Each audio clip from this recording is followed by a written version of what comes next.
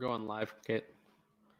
Hello, and welcome. TJ Houston here, coming at you with another kind of more education-focused webinar. So we're going to take a moment, just double check the audio, make sure everything's sounding A-okay, make sure my microphone's working. Also, if you are in the chat, please do me a favor and make sure that you tell me where you are from. I would love to see who is joining us and where they are coming from. So if you can take a moment to do that, I'm getting a thumbs up from my friend Caitlin. So we are going to go ahead and get started with our presentation today, which is video basics, kind of the basics of doing video, but also, we want to talk a little bit about doing video in the classroom. And the way I designed this presentation would be very similar to how I would do a unit with students in the classroom. So if you do have questions kind of along the way, please feel free to post them in the comments. If you are on our website, just simply click on the video to go to our YouTube video. That's where you're able to enter those comments. So I am going to go ahead and get started. My name is TJ Houston. I am the business development manager here at Pixel Connection. So that's my email there.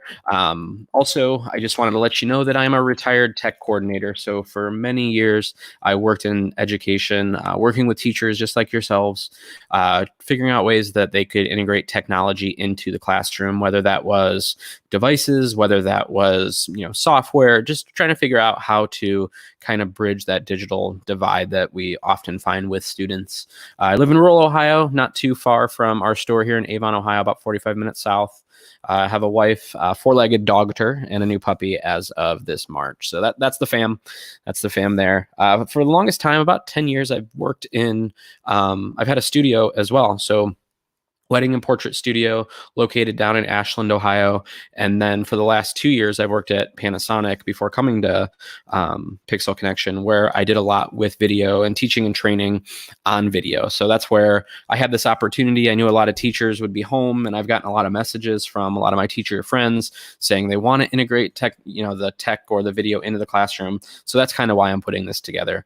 This will be made available too on our YouTube channel. Just go to YouTube and type in Pixel Connection. You'll find our page, and the video will be uploaded there, as well as available for you to download. If you just want to email me, I'll be able to send it your way. So the first thing that I want to talk a little bit about is this idea of vertical video. So too often we see, especially with apps like Instagram, with Twitch. Twitch isn't as bad. I can't remember what the name of the dancing one is, but we're really getting hooked on vertical video. And I'll have a link to this video here, but it goes through on why not to do vertical video. And that's one thing I think we really need to break the habit of our students, especially going long term, because if you think about it, people don't have vertical TVs in their house. The TVs are very much horizontal. So we want to kind of break that habit of shooting straight up and down vertical video. That's definitely a bad thing. Kind of what are we going to cover today? So I break up building a video into 3 different areas. So it's pre-production, which we're really going to talk about our story and how to plan and how to scout locations and really the prep work. And then production, kind of some tips on framing those shots, where to put your camera, audio, lighting, all that stuff. And then post-production, so importing your footage, some tips there. And then we're going to talk about where we can share these things too. So again, I'm doing this presentation like I were teaching students. So this is going to be less of the, pedagogy. We talked a lot about ideas and reasons why in the last video, and you can find that on our YouTube channel. This is my, if I were to teach anybody video, this is how I would do it. So I don't want you to feel overwhelmed. What I wanted to do is I wanted to give you something that was very comprehensive so you could go back to it and either use it as a teaching resource in the class or in the classroom, or for you to go back slowly. I just wanted to give you as much information as I can. I didn't want to do like a 10 tips or 10 steps to video in your classroom because I feel like breaking this down into a couple different areas that you can slowly focus on will just help you become awesome at it. And I know that you guys need to be very comfortable with some of these things before, standing in front of 25 to 30 students and trying to take them through something new. So again, I just want to create the most comprehensive resource for you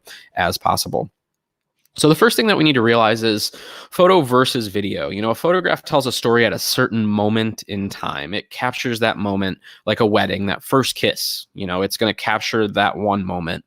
The frame before and the frame after are lost because you're going for that defining moment. With video, it tells a story over the passage of time. So you hear I now present you man and wife, they kiss, they walk down the aisle. You're able to get all of that emotion, all of those different moments into one clip or one, that's your one thing that you captured. So we also have to think about that, or the reason I bring that up so early on is that with video, you have to remember that things should always be moving. Stagnant shots that stay in one area too long, that's going to be boring for the viewer, and they're definitely going to tune out. So you always have to, have a video first mindset of, hey, we're doing video, things have to be moving, or we have to pan the camera. I mean, it's okay to do a short little pause, but really you have to keep the visual aspect of the video. Even if there's audio that continues on, the brain has to be stimulated visually as well, or viewers are going to turn off. So let's get into pre-production. So what do we have to do before we even think about doing a video? And again, with your students, this is, part of the lesson. Pre-production, planning first. The more time you take planning, the less issues you're going to have long-term. So the question that we have to ask ourselves is, what is the story we are trying to convey? So let's pull one of our ideas from our webinar that we did earlier in the week. Let's say we are going to tell the story of Martin Luther King when he gives his I Have a Dream speech. So that's the story that we're going to tell. So with that, we want to follow our story curve that you can see here, the main elements of a story.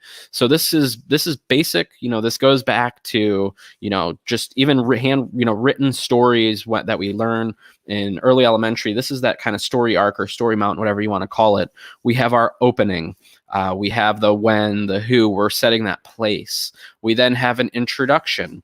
So we're going to describe kind of where we're at, who our characters are, other than, our main characters. We're going to build up. So what are some events that show something is going wrong? We're building that suspense for our viewer. And then we get to that area where there's a problem. Our main character is in trouble. We need to, this is edge of their seat, and we're starting to come off of our curve. And then as we're finding our resolution, that's where the problem is solved. The hero saves the day, or the hero gives the speech. And then there's an ending. The characters go home, or you might tie into the next adventure. So if you're linking several things apart, but the same elements that we've used in speech class, that we've used in story writing, in English language arts, those are all the same in video. And that's what makes video, you heard me talk about it a lot in the last webinar. It's really, really, really good cross-curricular activity because there's elements of language arts. You can pull in language or from like the tech class. You can pull elements from, the science. You can pull all these elements in to video, and video really brings all of that together. Art form, it brings everything together into one. So now we're going to plan our shoot. So what scenes need to be shot? So it's best you can find storyboarding templates on the next slide. I'm going to actually share an app that I've used in the past to kind of develop these. But honestly, this can be just a printed off template where they hand draw, even if they're stick figures, kind of get their ideas out of their heads. Because we've seen it so many times where students have these elaborate ideas, and then it comes time for them to do the project and they fizzle out, or they can't get those ideas out. So that's why, even with literature in, writing papers, pre-writing is so important. So that this is like our pre-write for our paper, is planning our shoot and getting this visual diagram, because you might have it's project-based learning. So you're going to have different members of that team that are probably going to have different responsibilities. So let's say you have an actor and an actress, and they need to know kind of what the director has in mind. Like, what should this shot be like? It helps get a visual indication of what the scenes are going to look like. This also allows your students to what's be called ganging your shots together, which means you'll have certain scenes. So let's say for the Martin Luther King, we have a shot from his house talking about this is the day of the we're going to do this speech. And then we have a shot that's in the car going there. We have him doing the actual speech itself. We have him back in the car, and then we have him back at home. So what we would do is we would gang those shots together. So we're shooting the scenes where he's on his way to the speech and he's on the way home from the speech. Okay, that's done. So now we're going to do the spots where he's in his house. We're going to do the before, the after, and then we're going to shoot our scene where he's actually giving the speech. So by ganging everything together, it makes production a lot simpler. And then you don't have to go necessarily in story order when you're shooting. And by doing this pre-writing or this whiteboard activity, it's going to allow you to easily gang those shots together so your students can have a plan. So as far as storyboarding, that you can go to Storyboard That. It's a mobile app, it's web-based, and it's a great way for you to just have a online tool to kind of spell all these different things out. This is one of many storyboard creations. There are Google Docs templates. If you need help with any of these, just reach out to me, let me know. I'm happy to send you them. There's Google Docs templates that you can use. Word, PowerPoint templates that you can use. There's plenty of storyboard templates that you can use. Just do a Google search and you'll be able to find that. But I really like the app Storyboard That because it really helps for kind of stepping through that story process. I'm going to jump over and see if there are any questions that we have so far. Switching my web browser here, so just bear with me. Oops, don't want to get ahead. It does not look like there are any. All right, we'll keep going. Let me grab a drink of water. Okay, so for your students to scout locations, I think this is really, really important, even if it's in the school, because it's going to allow you, again, we're still in that pre-production mindset. We're still planning, and this will allow the students to get an idea for, let's say they're doing an interview with the principal. Okay, go to the area where you're going to do it a couple days earlier at the time you're doing said interview so you can know where the light is coming in. So you need to know if the light's going to be at their back, then the camera is probably going to, the subject's going to be super dark. So you might have to make a change. The worst thing that could happen is you show up on interview day and it's in the lunchroom right by this big open window and there's a ton of sun coming in and the students shoot into the sun and they just have the subject is all in shadow or the background's all blown out. I mean, you want to make sure that you're planning beforehand, and they could even take some test shots beforehand to make sure it's going to work, because chances are that principal has a lot of things to do. So they're not going to have a ton of time for the students. So you want to make sure that, we're scouting our locations. If it is out in the community, they can use Google Maps and Google Earth to kind of virtually tour the area. I know when I was at Huron City Schools, they did a student news thing about the different frozen yogurt places in Sandusky, Ohio. So if that was the case, your students could do, they could do almost a virtual field trip to see the maps. They can see which way the building's facing, so they know where the sun's going to be coming in. A lot of times these stores will have kind of 3D walkthroughs, so they can walk in and they can kind of see if there's power, stuff like that. They can do a lot of this work ahead of time, and the more that they do ahead of time, the better off they're going to be during recording and production. So I think it's really important to create a gear list. So this is, again, especially if the students are going out, again, I don't want them to go down to the principal's office, remember that, oh, we forgot this microphone cable, have to come back, and then they go back up there, oh, we don't have this, we don't have that. Create a gear list. And again, this is things you can find templates for. If you want this template, I can send it to you. But it makes it really easy just to have kind of your check mark. Okay, did you check? Make sure you have all your gear. Yes, let me see your checklist. Yep. Okay, you're ready to go. Go ahead and do it. And what I do, especially if the equipment's going to leave the school, what I would do is I would have 2 copies of that. So I would, check it all off on 2 copies of it. So that way, I would have a blank one and one filled out. So that way, when the students are coming back, they can have that blank one that they can check in and they can verify everything they took to the location is now coming back with them. So huge part of production is creating the gear list. And I keep saying like all these things are huge, but I'm such a firm believer in the planning ahead of time, just because I've been burnt so many times with not, showing up on site and not having, absolutely 100% everything I need. And I really don't want that to happen to you guys. So let's get our gear ready. So these are some of the things that you want to have your students look for. So you want to know, is your camera set up and ready to shoot video? Is the time set correctly, especially if you're using multiple cameras? Is the camera set to the right codec? So we're going to get into this in the future. We're going to talk a little bit about codecs, but we want to make sure if we're using two cameras, they're set up exactly the same so we can match that footage. Make sure our white balance is set up, make sure batteries are charged, and make sure that you test your microphones. Again, this is all stuff that you need to do beforehand. Otherwise, you're going to slow down production, especially if you need to order a new mic for the classroom. We all know how long the accounts payable and accounts receivable and getting a PO. And unless you have an open PO, then you're going to be waiting a long time to get that new microphone. So it's best that you find out early enough that microphones might not be working. So I put this link in here just in case you guys need model releases, permits, things like that. It's a ton of templates. I want to say it's like 100 free templates at this link. The biggest ones would probably be model releases. You should definitely look into if any of your students with their acceptable use policies, if they have a, I don't know about every acceptable use policy is different, but if they do have the clause in there that they can't be seen online or they have any other SEPA or COPA restrictions, then you want to make sure that, they have another task on the team. So they can be a director, they can be a producer, but they can't be identified on screen, or their name can't be on it, or they can't be on screen. So just be very cognizant of that when you're doing your video, or you're starting to integrate video in your classroom. Just get a copy of the acceptable use policy just to cover your back. Okay, so I'm going to stop and see if there are any questions at all so far. Let me see. It does not look like it. Okay, and if there are any questions at the end of the broadcast, I will make sure that I go back through all of those. Or even if you're watching this a couple weeks later and you're using this as a resource, put it in the comments. We're always monitoring those comments on YouTube, and this video will be uploaded as just a regular standard YouTube video. I apologize. This is my second live stream of the day, so my voice is starting to go out on me, so bear with me.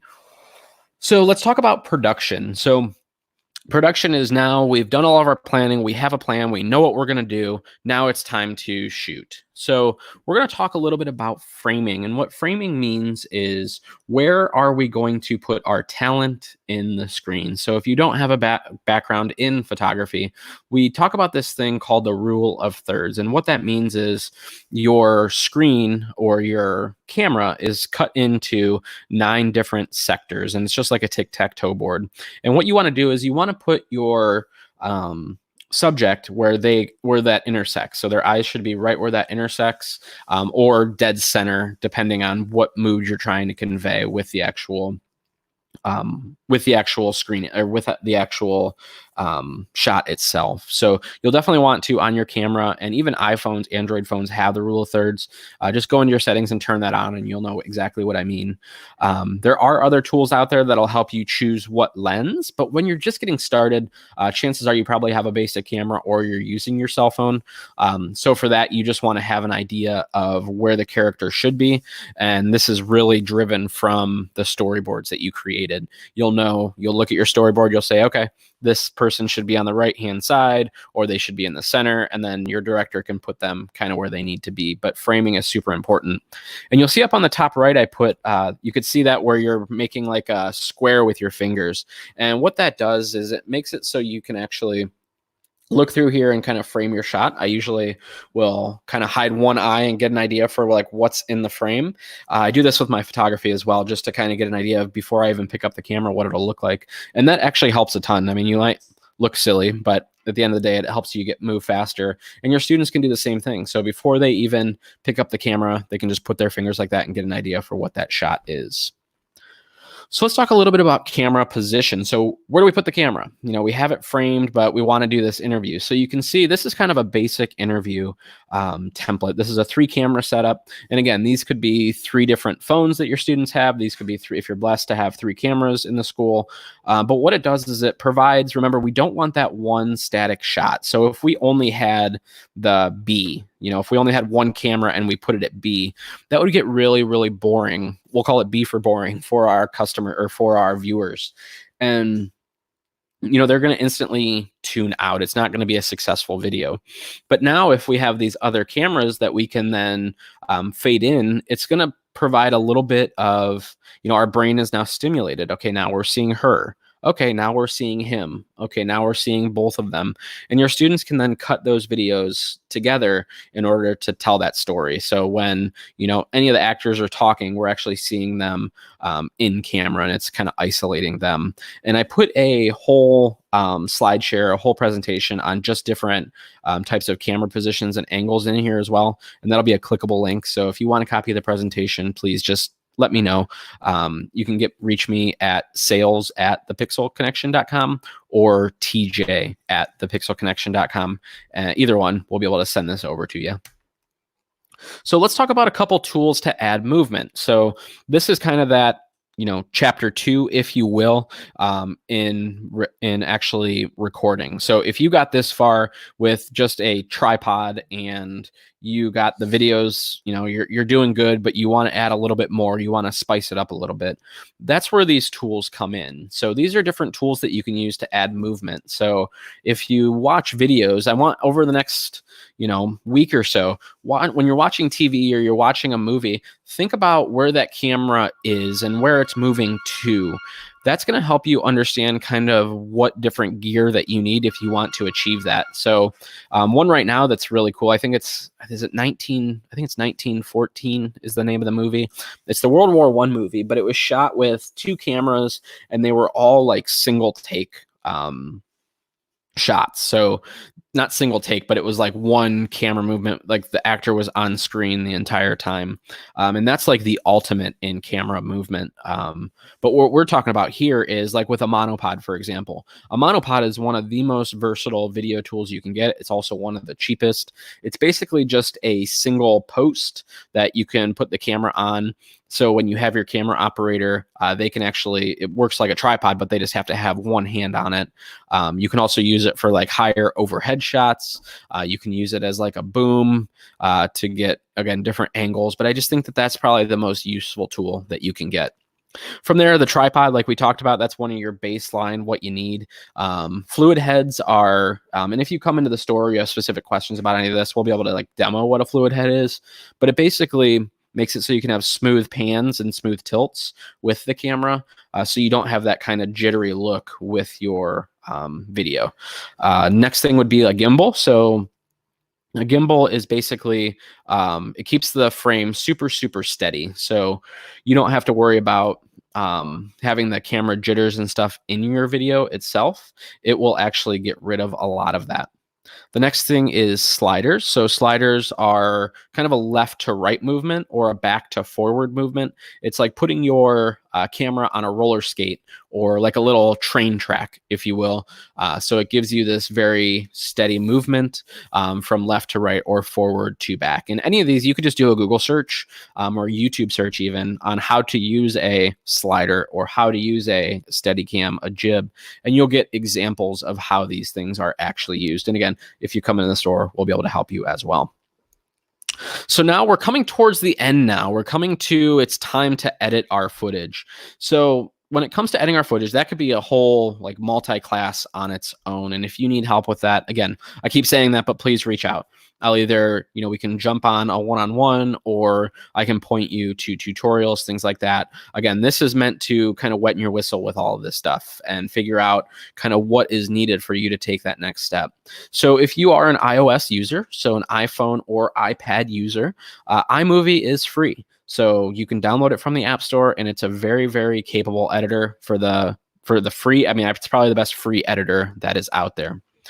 Another free editor is the YouTube editor. So you're able to do basic edits like cuts and slices and add music and things like that. That is all done through YouTube. So again, that's another free one. Very, very basic. But again, if you're not if you're not an iOS user, whether it's an iPad, Mac, or a iPhone, then that's going to be great. From there, I would talk about WeVideo. WeVideo is probably my favorite for education for a couple of reasons. Number one, it can be used on a Chromebook, which is great. Number two, they have very, very good educational pricing. Number three is it has a collaborative nature to it. So think of like a Google Doc, but for editing video. So it's very similar in that fashion, and it's a very, very capable video editor. You can access it from a phone, a Chromebook, any web browser. I mean, it's just super, super powerful for what it is. And then the tried and true Windows Movie Maker, pretty sure it's still around. But if you are in a Windows environment and you can't use any of the other ones because they're blocked or whatever it is, you can always fall back on that. If you need suggestions for other ones, there are a few other ones out there, and I can send those your way if you just email me. So now if you want to work up to that and you want to look at some of the paid tools, that's where Adobe Premiere comes in. That's cross-platform, Windows and Mac.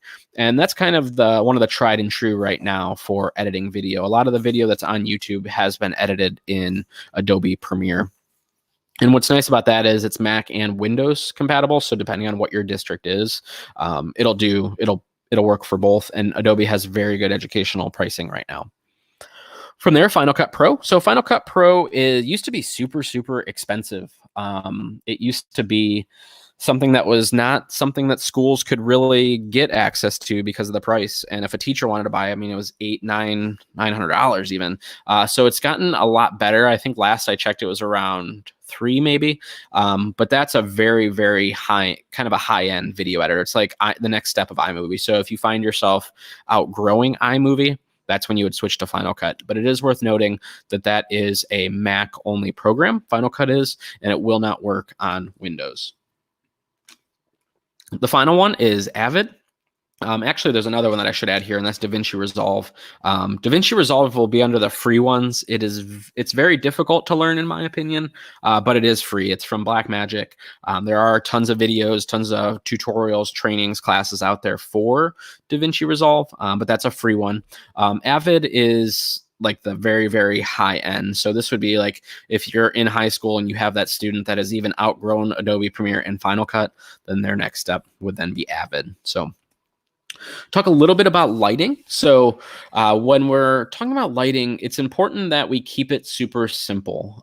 Even like right now, I'm being lit. I'm on a webcam, but I'm being lit with just a single light to separate me from the background. Match the color to our lights here, so that way everything, I don't have all these weird color lights in my shot. It's just super easy. It's a single light.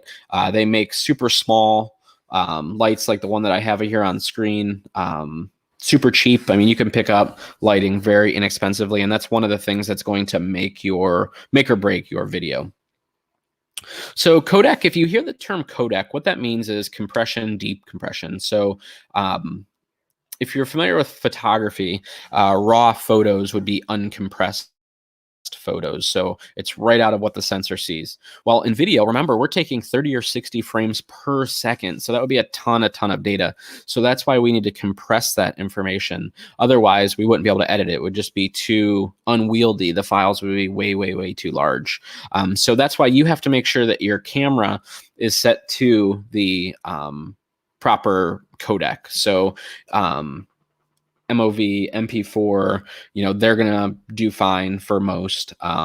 Just make sure that your camera, your computer can actually edit it. So just a quick Google search with your camera name, GH5, what should I record in?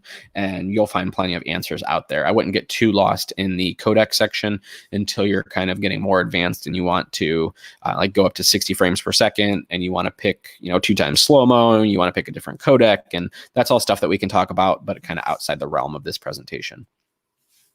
So it's important for your we're talking about the actual production.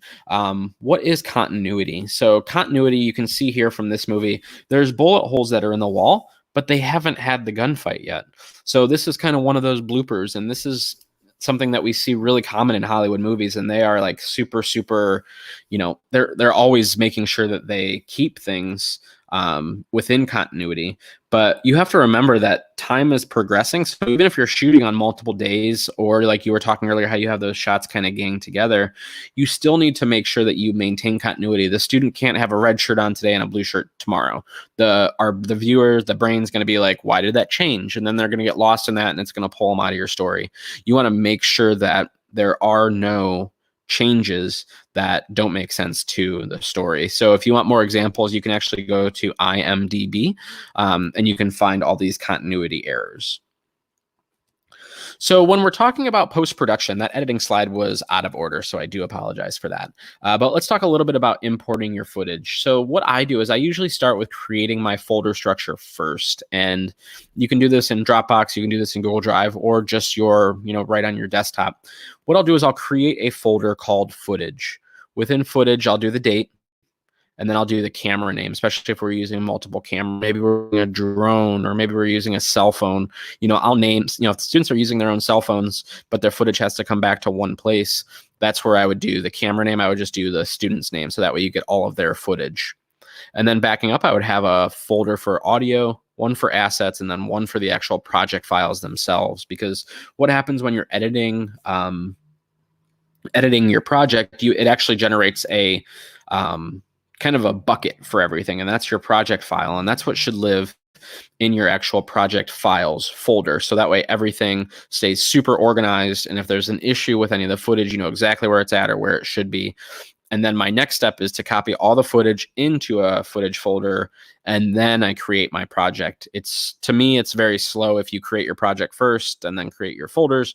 I like getting all of the data, all the information, the video clips, the audio assets, the audio clips themselves, all into the folder structure, and then creating my project. So that way it saves time. And if you do have a lot of camera cards coming in at once, this is a tool that is made by Lexar, and you basically can fill up these bays with different memory card types or USB ports or USB-C ports, and you can put all the media in at once and just suck everything into here, and it'll just speed everything up for you. So I have one of those at home, and I absolutely love it. So let's talk a little bit about audio, and this is something that again we could do 3 or 4 different presentations on, and keep an eye on our live stream schedule that we're going to be doing, because I believe we're going to have an audio for video class coming up. So there are different types of mic for different job types. So right now, I'm right next to the computer, so I'm using a Rode USB mic that is made for kind of voiceover. So that way I can get a clear, crisp. I'm not really on camera. I'm talking to a presentation, so it doesn't matter what I look like. Now, on our other live streams, like this morning, I was on camera a lot more. So for that, I was using a lavalier. So whatever I can do to get my mic as close as possible, that's going to be your best result. So a lavalier mic allows me to get it nice and close to my mouth, and it picks up really well. Whereas if I tried to use this other mic, that the Rode podcasting mic that I'm using right now for this, if I had to get this out of shot, it's not going to sound as good. The audio is not going to sound good at all. You want to make sure that you can keep that mic as close to your students need to keep it as close to the actor's mouth as possible. And that's why if you've ever seen in like any behind the scenes stuff where there's a guy holding a microphone over top of people, is because they need to stay out of the shot, but their job is to keep that microphone in as close as possible to the actor's mouth, so it picks up all that audio. So the different mics that we see here on screen, we have the Video Mic Pro. Actually, that's the Pro. So what that is, it's a shotgun microphone that will plug right into the camera, and it's very directional. It's going to pick up things that are right in front of it. Over here, we have the Rode Link. It's their wireless system. They actually have a really small and affordable system now, and it's the one that I use for all my live streams. But it's a lot easier to use. It's a lot smaller, but that's a wireless lavalier system. So that way I can keep that microphone, just clipped to my shirt, and it picks up all of the, audible discussions, all the dialogue in our actual movie itself. And the one on the bottom it's kind of a higher end shotgun. So kind of the longer that tube is, the more directional it's going to be, which means it's going to be really good at being a little bit further back, but it has to be like locked into our subject's mouth in order to get the best audio possible. If it's to one side or the other of their head, or if the actor is moving a lot, it's not going to do as well. And number 2, the last thing would be, actually a couple things here. So make sure you're always monitoring your audio. So this is really, really key. Put on headphones and hear what the camera is hearing. If your camera doesn't have that ability, I would definitely be looking at a recorder so I can monitor that audio, because the last thing that I would want after we have an interview with the principal or the mayor or whoever it is to come back and have the audio be ruined. If they would just listen to it before they started recording, they would have noticed there was an issue. And I'm telling you these things because I've been burnt by them before. It's really, really important that students monitor audio before they even start recording. The next thing is in your camera settings, you're going to want to go in and turn auto gain off. And what auto gain does is, let's say I pause for a minute. What a microphone with auto gain, it would have like ramped up really heavy because it thinks I'm further away from the microphone. And then when I start talking again, it's going to be at that super high level and then it's going to adjust down. It's best just to keep it at that regular level. Turn off that auto gain. You don't need the camera to be doing any of the sound work for you. Just let the mic do it. Keep it at a level, monitor it, make sure it sounds okay in the headphones, and move on. Next thing is to compensate for your room. So audio echoes off of all of the hard surfaces. So like right now, I'm trying my best to talk directly into the microphone and it's picking it up. But you might hear, like I can hear right now that there's echoes in the store. So somebody that's at the front of the store can hear the echo. It's going all over. So if we wanted to isolate that, we would have to compensate for this room. So I would maybe put up a wall kind of closer to me. So that way, that all that audio is not going out across the store and then coming back. Or I might throw some rugs in the room just to kind of dampen things down a little bit. We're never going to have full control over the audio unless we have like a sound booth at the school, but we can do our best to stop that, or be cognizant of those reflections that are in the room. And finally, separating your audio from video. I think it's really important that you treat these two things very separate. You should have somebody that is focused on getting really good video and someone that is focused on, getting great audio. And by having that separate, sorry, my phone just randomly started going off. Having those different people that are focused on those things will make sure you get the best of both worlds. So now it's time to share. So this is the part where we've gone through, we've have our story, our students recorded, it sounded good, it looks amazing, we've edited it down, we've put titles on it, all that fun stuff, and now it's time to share. So this is usually when I get the question in my PD sessions but I don't want everybody to see these videos. How can I limit access? And this is the last thing that we're going to talk about. So if you do have questions, please get those ready. But I don't want everybody to see those videos. How can I limit access?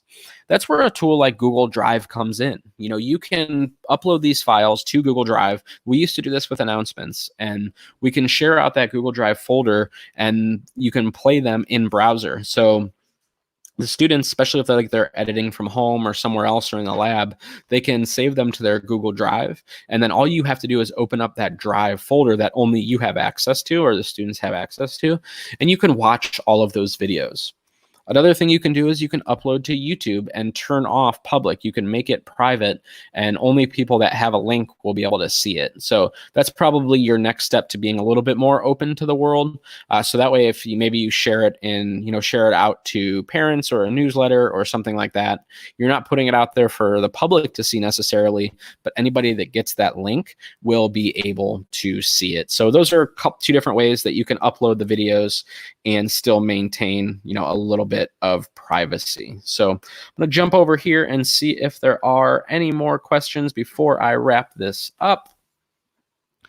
Having a little look-see here. Looks like we are good to go. No questions. So I am going to go ahead and end this. If you do have absolutely any questions, please feel free to reach out to me at tj@thepixelconnection.com, and I will be more than happy to help you out. Thank you guys, and have a good day.